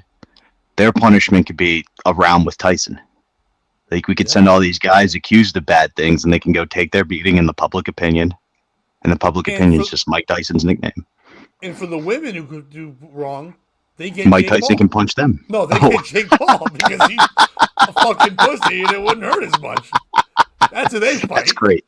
Yeah. That is great. Bobby, you got another one? Oh, go ahead, Dan. I'm sorry. You think that Stephen Hawking built like a fuck chassis when he was on Fuck Island? Like if he was gonna build a fuck chassis to fight Mike Tyson, you think he built one for other things? Yeah, I think that most of the inventing Stephen Hawking had was about him fucking. Because he did cheat on wives. Like, as much as he was a paralyzed genius, he fucked a bunch. Like, it's funny how much nerds fuck when they have the ability to finally fuck. I'm doing a whole bit on Oppenheimer fucking now. That's been working pretty good. But, like, it's... But which is why no one else is doing that bit. It's just me, but it's been working pretty good. But yeah, I think anything with chastity or chastity, Stephen Hawking was on board for. Bobby, you got a story? I actually don't, buddy. That was my story. Had two. That was my second one. I'm so sorry. Oh no! All right. Well, guess what? I do. Ha ha. Hell yeah! Don't Maybe worry, I'll have one I'm by in the the time midst we're of done. No, it's okay. But before we get to that story, and because people are still watching, first of all, thank you everybody that's on the live. People over on Bobby's Twitter, thank you. Put comments on Bobby's Twitter. He doesn't see him right now. We're doing the show, but he'll definitely respond to you guys later on. We appreciate you watching that. And if you guys could, head on over to the YouTube channel while you're watching and subscribe quickly. We really appreciate you doing that. Like the video. Dan, thank you for coming on the show. We're gonna do one more story first, but why don't you quickly tell people where they can follow you, all that kind of stuff. You can find me at Dan Brown Comedy on Instagram and Ghosty Films on most social media sites, apps. You got any shows coming up? Nah, I'm a bum. Yeah, pretty soon Dan Brown will be fighting Mike Tyson and Jake Paul 2-on-1. It'll be Dan Brown and Stephen Hawking in a chastity belt, or a chastity, whichever one that was, fighting against them. Bobby? This weekend, tonight and tomorrow, I am at Dead Crow Comedy with Aaron Berg. Then I'm up at Toronto the 13th through the 16th. Yuck Yuck's doing some guest spots. Then I'll be back following Earl around. So Central PA, if you want to see me, check out the Instagram. Nice. And I did remember my other story. I'm so sorry. Oh, no problem. We'll go to that in mind. This Saturday, if you are in Connecticut, and you love St. Patrick's Day and you love parades, at 1 o'clock, I'll be part of the St. Patrick's Day parade in Milford. I will be on the WPLR float. Myself and legendary radio personality Mike Lapatino will be on the fucking float with a fucking rock band behind us as we're waving the folks, stuff like that. So come on out, drink, have a good time, and then come when you're done and you're drunk, go home, take a nap, and then follow us over to Seymour. I'll be performing, headlining a show at Jimmy's Place in Seymour on Main Street there. So a big day of action packed for Saturday that as well. The following week, I've got my show March 15th at Riverwalk Social. With the really funny Kevin Dolan headlining that. I'm bringing a lot of great young comics to those shows. Like every win. Yes, it's very early. It's very early in the game, but mark your calendars. If you are anywhere in New England and you want to come see my album recording, they'll be doing with Uncancelable Records. And I'm also working on trying. I was in discussions yesterday, but not. This is breaking news. It's not confirmed yet, but I am working very hard to make sure my opening act is someone you guys are quite familiar with, and he's wearing glasses. But we were in discussions yesterday. I don't think it's going to be an issue. We'll announce that when it's there, but it looks like that's going to be part of the thing as well. And it'll be wonderful to be on that, do my album there, August 8th through 10th. It'll be at Comics at Roberts Roadhouse inside Mohegan Sun the Casino. We'll be doing Thursday, Friday, one show Thursday, one show Friday, two shows Saturday. Recording my new album. I'm very excited about the stuff, so come on out and check that out. And like, subscribe, all that fun stuff. Bobby, what's your story? Real quick, I just got to laugh because when you said you were working on an opening act that everybody loved, before you said wearing glasses, my self-esteem so low. I was like, oh, I wonder who he's getting. I bet you it's Frank. I bet you it's Frank. I know you so well. In the glasses, I could see that. And I was like, say glasses. Just like, oh, hell yeah. I wonder who my man got. This is just a quick one out of Pennsylvania, but I guess it's politics. Sorry to double down. We have a rep, Scott Perry, and he's a Democrat. He's been a nutcase. He texts me all the time like, hey, come to my petition signing so I can get on the ballot. And I'm like, you don't want me at a town hall with you, which is probably why the FBI knows me. So, book Dan Brown. Yes, please. Dan is one of the... Book Dan shouldn't be saying he's a bum. Dan's hilarious. Book him on your shows. You're watching this. You want a great comedy show? You put Dan Brown on that motherfucking show. And he's one of the most unique comedians. He can fit any lineup. He's no Wesley Curry, but he's fucking great. You know what I mean? He's like the second coming. But Scott Perry put a motion in front of the Senate, and he's, like I said, he's a bleeding heart liberal. And basically the motion was either we find a way to convert the eternal flames of Robert Kennedy and John F. Kennedy to a renewable resource, or we extinguish the eternal flame for the sake of preventing climate change. I saw this the other day when I was just scrolling through the news, and I was like, this is the most ridiculous thing ever. But then I started thinking about it, and it is kind of a shitty thing to be like, we have this flame people have to protect and make sure it goes on forever because he did something so great. Like John F. Kennedy, sure, what did he do? He fucked Marilyn Monroe. Maybe that guy deserves a flame. But his brother Bobby, all he did was get shot in the head. That's not worth a flame. I mean, don't get me wrong. Activist. He probably was a more brilliant person than fucking Robert. Robert was more handsome. But yeah, I get what you're saying. I'm a big fan of Bobby because his whole political career was spent fighting the gay dude from the FBI who was secretly blackmailing everybody. So, me, big fan of Bobby. But I get president of the United States, but we're not going to get into that. That's a second we could all get behind. Yeah. But so like, who is the piece of shit? Is it Scott Perry? Because why are you doing this now? Obviously, it's a woke gesture, almost as bad as getting Shane Gillis to write for the response. Is it the Kennedys? We get it. You were great. You died. You got assassinated. Lincoln doesn't have an eternal flame. We get it. You were great. You died. You were assassinated. Yeah, we get it. We get it. Your whole family was killed in conspiracies. We get it. Shut up. Yeah. Your family was brilliant people that could have led this country and changed lives. Fuck you for whining all the time. Boo! Your family got shot in the head and nobody will admit to it. You ruined parades for everybody. Wow. There was a magic bullet. We know. Back into the left. It's That's time a to move on. vibrator. My brain spattered all over my wife. Your wife, who was supposedly hot, she wasn't. She was so ugly you had to fuck Marilyn. Anyway.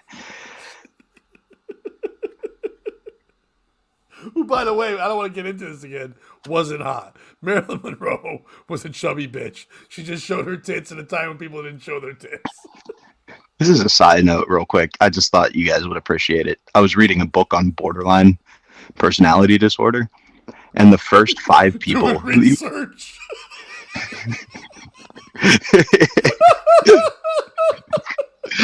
I'm sorry. Go ahead. Oh, fuck. All right. Yeah. I mean, but the first 5 people, he was like, a lot of celebrities have had BPD. Marilyn Monroe. Someone like listed 3 other people, and the last one was Hitler. And it was just like, I don't know if that's the 5 you want to mention. His fashion sense was dope. Wait, did you say it was borderline personality disorder? Yep. That's what it's. That's a type of illness. But I mean, like Hitler, he was just borderline, Yeah. not just personality disorder. Yeah, it was He was like pretty right on the borderline. fence. He was just dangling his toes over the line of personality disorder. He would smash over borderlines and kill everybody that's over there. And then he put up these borders and drew a line about who was allowed inside and who was allowed outside. Here's my borderline. Over here, Jews. Over here, cool people. I mean, arguably, we'd still have Robert Kennedy if Hitler had gotten rid of all the gays. Wesley Curry, too. More like Wesley Curry Jew. You know what I'm saying? And you're out of here. The God said, take your dove and shove it in your butt. But yeah, you get my point. Like, What was your point? We sidetracked a sidetrack. So where were you? that the Eternal Flame might be a bit much. Oh, yes. Like, we've got the Liberals. Lincoln Memorial. We've got the Washington Memorial. The Washington Monument, I get, right? It's just a big dick.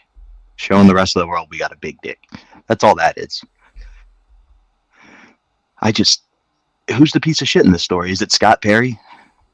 Like, let the flame go. How much gas could it possibly use? Not as much as the last gentleman we were just mentioning, that's for sure. Is it the Kennedys for keeping their flames going? Is it me for caring so much about Scott Perry and the Eternal Flame? Dan, we'll kick it to you first. I don't know. I don't think anybody's a piece of shit. Dan, I don't want to critique you, but this is the 3rd story we've done, and 2 of the 3 you said there wasn't a piece of shit in this story, and that's kind of the whole purpose of this podcast. And Dan's been a guest on this show more than anyone else. Like, we've had people on there, but I were like, I don't even get it. And then they caught on. Dan today is fucking being like Switzerland. He's like, I don't want to call anyone a piece of shit, baby. I love all of you. I love the Kennedys. I love Hitler. I don't want to make me rude to anyone. Dan Brown, who's been said to be the replacement for me when I kill myself on this show, all of a sudden refuses to participate. And by the way, that was said by me. So. Yeah, I mean, yeah. Like, it's said by the other guy. Definitely, Dan is in when you're dead, without a doubt. Dan, I just so you know, I'm just busting your balls, buddy. You're allowed to not have a piece of shit. I'm a big fan. I mean, I think piece of shit. That was Bobby for calling out Dan. How about that shit? Yeah. Yeah, you got a real easy target, buddy. Kind of like the Kennedy's big ass forehead. Pat? Kind of like the Kennedy's big ass forehead, Pat. I know. Somebody was texting me. Steel Toe's wife, stupid head, stupid bitch. She's dumb. She has borderline forehead disorder. We, it was like a baseball game where you work it for the retarded kid to hit a home run and he takes the pitch. He's like, at one point, they're like, you swing the bat. And then they just take his hand and have him slap the ball. And he runs. That's literally what we did. I'm like, okay. Oh, I see. Sorry, Dan. Who's the piece of shit? I apologize. We keep talking all over you. These stupid Kennedys. They're assholes. Fucking Hate 'em.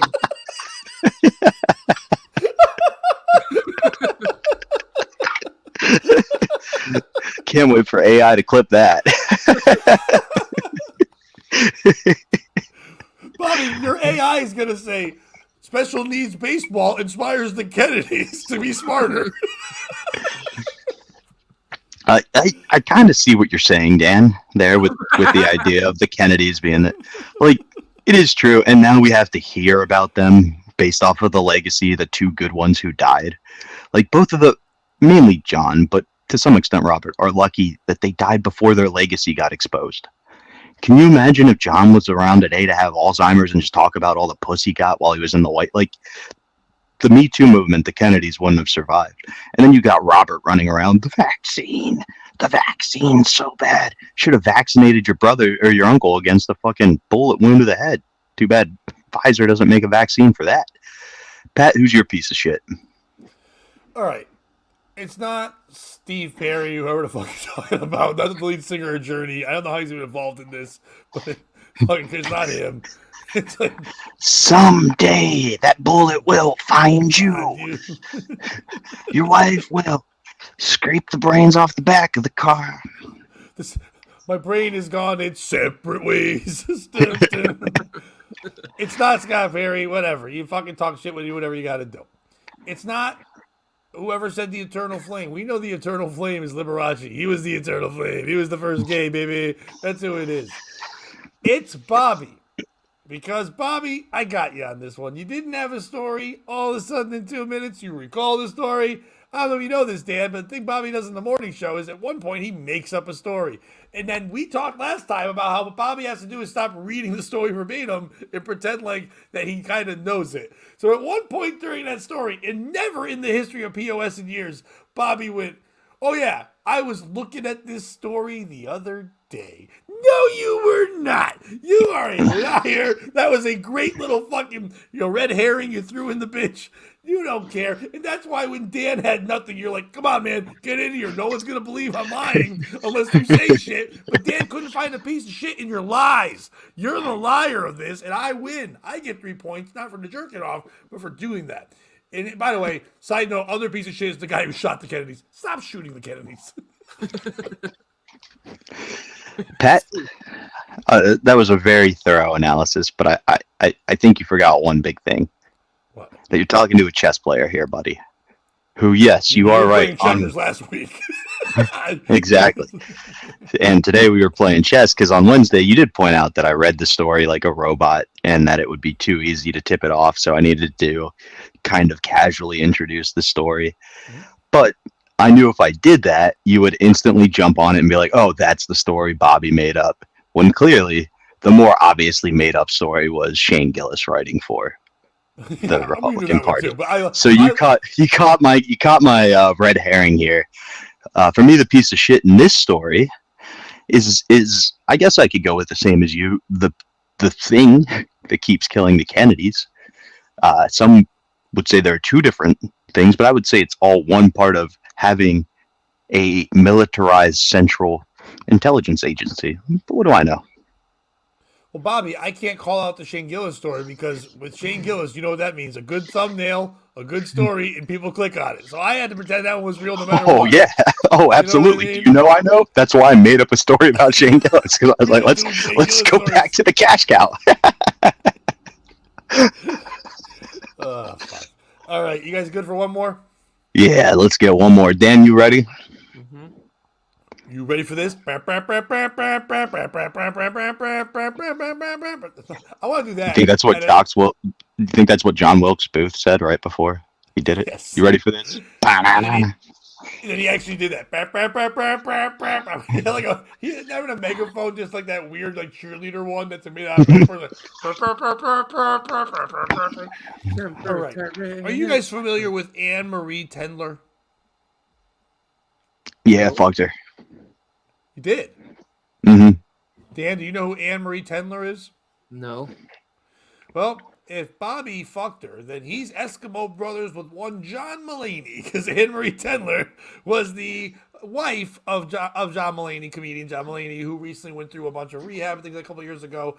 And Anne-Marie Tendler, now they are broken up and separated, is coming out with a memoir. Not a book, because she makes it clear to say that. Oh boy, I'm in trouble. It's a fucking memoir. She will be having a memoir that about the heartbreak and rage 3 years after their split that she had in her life. They were married for 7 years. They split in 2021. The memoir will be titled "Men Have Called Her Crazy." So, Bobby, if you're doing research, you might want to read that book too. But the book's the book's description. I'm sorry.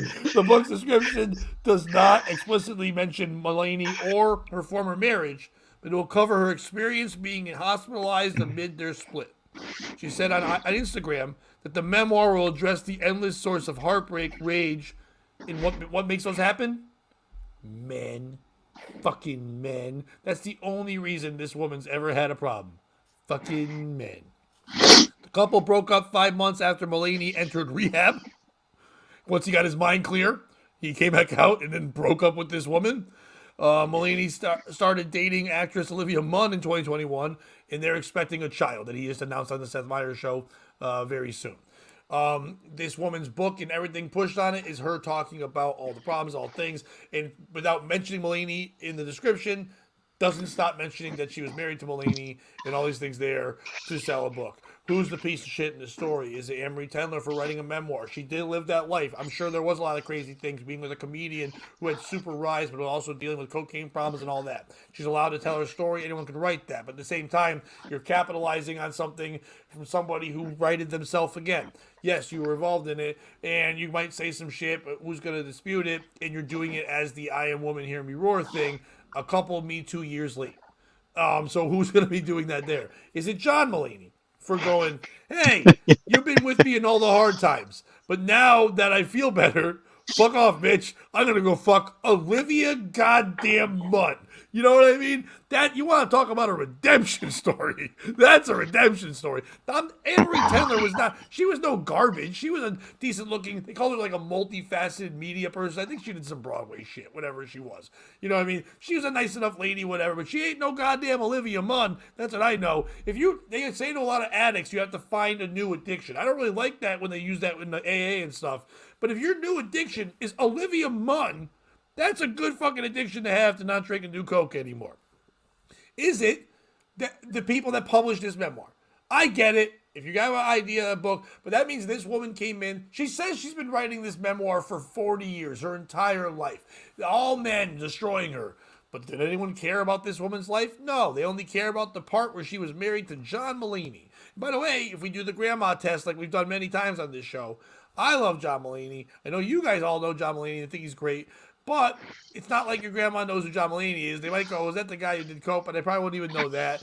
So it's not even worth it for the book in that way. It's going to, and by the way, when this memoir does come out, it's going to be her going on places talking about it and bringing up Mulaney and kind of putting his name in the dirt. A guy who just got himself better from being on drugs and all that stuff and cleaned up. So great thing to do is become a toxic woman and bring up someone's bad things in the media all the fucking time. I get it, you want to sell books. You're probably mad you didn't get a lot of money from the divorce, whatever. And even if you did, you probably need more. But to put out a book and say every problem you ever had in life is men, that's a little fucked up.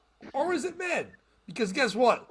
We are the problem that women have with everything. We are. I don't mind being, but women are also the problem we have with everything. Men are ruined gay men too. Women ruin gay women too. We all stink. We're all pieces of shit. If we all wrote a book about people being crazy, there'd be a billion books on being crazy. Who's a piece of shit in the story? Dan Brown, please go first. You know what, girlfriend? That John Mulaney is a dirty dog. If you can't handle her at her worst, you don't deserve her at her best. Mm-hmm.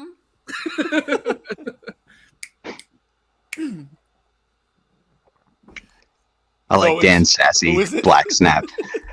So who's the piece of shit? I mean, I enjoyed that, but you just were a woman. I don't know what. I mean, like it's so she was in the hospital and John Mulaney did a bunch of coke and left her after he. Well, no, she wasn't in the hospital then. Afterwards, after the rehab and after the divorce. Because he got out and then asked for a separation and got divorced. And then she said she was hospitalized. I'm sticking to my sassy lady analysis. Yeah, no, That that was a great milady's the impression. Is she the piece of shit, or is she calling? And you're channeling her. Are you calling Mulaney the piece of shit? I think I'm calling Mulaney the piece of shit. Okay, perfect. I wasn't sure with your new character of sassy woman, which I appreciate. I like a lot.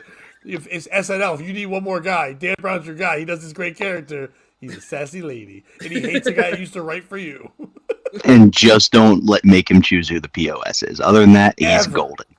Yeah, he will not ever shit on anybody except for men that are mean. Hey, Bobby. Uh, Dan, I love you. I think you're a wonderful guest, and I always enjoy when we interact. However, I think you really, really missed the boat on this one, unfortunately. It's almost like he didn't care. You know what? You're a misogynist. Oh, yes, I am. And here's why. Why did John Mulaney do drugs? Oh, Not because you're feeling some super fulfillment out of life. Not because you're good because you have kids to raise and a wife you love. You got a nagging bitch. That's why you do drugs. Side note, I think it's really cool. The guy who sold John Mulaney his drugs that got him hooked again is the same guy who sold Donovan his drugs when he was in New York. So maybe the guy who sold Mulaney his drugs killed Donovan. We'll never By the know. way, people don't know his name. That's Crip Daddy again. That's 2 shout-outs for Crip Daddy dying off stuff that wouldn't have killed. Obviously, only killed people whose legs didn't work because Mulaney didn't die. He actually thrived. Yeah, that's what Donovan was going for, to level up to Olivia Munn. For me, Or legs. the piece of for me, the piece of shit in this story is the publisher. Dan and Pat, I'm going to ask you one By the way, simple it's question. Simon and Schuster, so it's one of the most prominent ones there is. Well, fuck them. Yep. When was America at its peak, Pat and Dan, in your opinion? when was America at its peak? Mm-hmm. I don't know. Right after World War II, maybe. 1776, baby. Okay, I'll accept either answer. Because, Dan, I agree. I think it was right after we won World War II. And then that was about 20 years, or one generation, after we gave women the right to vote. So we had one generation of women being active, and everything's been downhill since. They're the source of all of our problems. The shit's biblical. Who ate the apple? Not Adam first. He got tricked by Eve. Women are the problem here, sure. John, what he did was dirty. But what did you do to drive him to be that dirty? Right? You are the mistake. And yet, how is John the piece of shit here? He had a hot wife, had some kids, did a bunch of drugs, got clean, and is now fucking a hotter girl. That's the American dream. That's what every child should strive for. So for me, the piece of shit's this publishing agency for giving women a voice. All right, I stand corrected. No, what is happening here? Okay, first of all, let's address something you just said because that made me. I have another great idea. We did before. We had Jake Paul fighting women. We had all these great ideas that are spawned. We had Mike Tyson fighting on Fuck Island. All these things are being spawned today. Great idea. If you're watching this and you need new programming, you should be calling us. We're helping you out. We should be calling us. We should be calling us. There's a book that is out now, like I said, called Men Have Called Her Crazy by this woman. It shouldn't be by her. The ultimate memoir would be by Eve, called Men Did Call Her Crazy, the rebuttal to the Bible. You want a fucking memoir, baby. Eve responding to all the shit hate she got in that thing. Maybe she didn't eat the apple. Maybe she did because maybe somebody wouldn't take her out to dinner anymore. Maybe she just wanted to go have a nice salad. Oh, I bet that's exactly what happened. That sounds exactly like an argument with a woman. I had to eat the poisoned apple because you don't take me out to dinner anymore. You knew it was poisoned. You did it on purpose. Take me out for ribs, but you can take out your rib and make me. All right, really selfish much? You know what? You don't get to see this beautiful body anymore. I'm gonna go put clothes on. And he's like, "Fine, I'm going to Gomorrah." It's like, God damn it! Don't go back to. I'm going to. I knew you wanted to go to Gomorrah. That's why you don't get hard for me anymore. The original Epstein Island, Sodom and Gomorrah. I'm going there and hanging out. The piece of shit in this story is not John Mulaney. John Mulaney had issues. If you didn't think that he was having a hard time, if you followed the height of his career, that man was on so much drugs. He was on Broadway with his best friend, pretending to be an old Jew. But he did so much they turned it into a fucking Netflix show. Too much He had a tuna. cartoon about monsters that come out like your puberty and scream at people, and he was helping create that as well. He had one special where he pretended he was Sesame Street and had children on it and went crazy. Mulaney was doing wild shit all the fucking time. Anything he could do to be on drugs and stay away from that woman. But it's also not that woman. Listen, you get divorced, you're with somebody when they're rising up, they become this big thing, they leave you. He in all your specials, he talks about how great you were, how in one of the jokes that I love the most that I relate to, he says that he was never able to stand up for himself, and then finally he was with a Jewish woman, and then she could do it for him. That's who she is in those jokes. So she was the big star. She appreciated that kind of things. I'm sure she got some Broadway things and other media things because of her connections with Mulaney. I'm not saying that she earlier in his career didn't help him too. I'm sure it was a team. If they're both people in entertainment, I don't know that part of the story. She's definitely allowed to speak her story. And people love stories like that. When a white man is doing well, women love a book on how that white man is a piece of shit and ruined everything. So why not put that out? That's juicy gossip. When I saw it, I read about it. I brought this up because, hey, it's fucking, why not? Come out, do your fucking thing. Then what this does is inspires John Mulaney in an upcoming special to talk about this fucking memoir written about him, and that'll be great material. So this will all sprint around. It's not Simon and Schuster. Who's really jumping at books anymore? A lot of his audiobook, but everyone who could have been an author back in the day, who's a young 20-year-old writing type person, is doing podcasts and things of that nature. They're not really putting pen on paper anymore. So when you find something that can jump at it, you fucking do it. You go after it and you put it out there. The piece of shit in this story is Olivia Munn. You know what, bitch? You can fuck anybody you want. You're goddamn Olivia Munn. You're fucking John Mulaney, a guy who everyone thought was gay anyway. That's what everyone thought this was all about. Not about drugs or whatever. It was that Mulaney was struggling with his fake heterosexuality. And now, what he's doing now is going, you think I'm gay? I'll double down. I'll be with a very attractive woman, a famous attractive woman. A woman that won't mind if I'm touring around, banging other men like Nick Kroll and stuff like that. I love Mulaney. I don't care if he's gay. Guy's gay as shit. Look at every way he acts. Even in his jokes, he's like, I was supposed to be gay, and then God forgot to flip the gay switch. I've never said that about myself ever. There is not one time, and I'm not bashing gays, but there isn't a time in my life like, well, God forgot to flip the gay switch. By the way, Kish, how are you, sir? Didn't mean to throw you in the gay thing. Just saw your name. How are you? The piece of shit in this story is Olivia Munn. Getting pregnant with a gay man so you can have a pretty cool baby. I get it. It's going to be a fun baby, but that's going to be weird. As soon as that baby is 4 years old, they are going to be separated and gone. And then at one point, Mulaney will be much older. 1 second. And when they bring back Hollywood Squares, Mulaney will be the gay middle square because they always need one, and he'll be on that one. That's who the piece of shit is. Bobby had to go answer the door because guess who's at the door? Olivia Munn. She's like, I heard about you, Bobby. You seem like a straight guy. So that was saying Olivia Munn was at your door, and she was coming to say hi to you. Oh, so. yeah.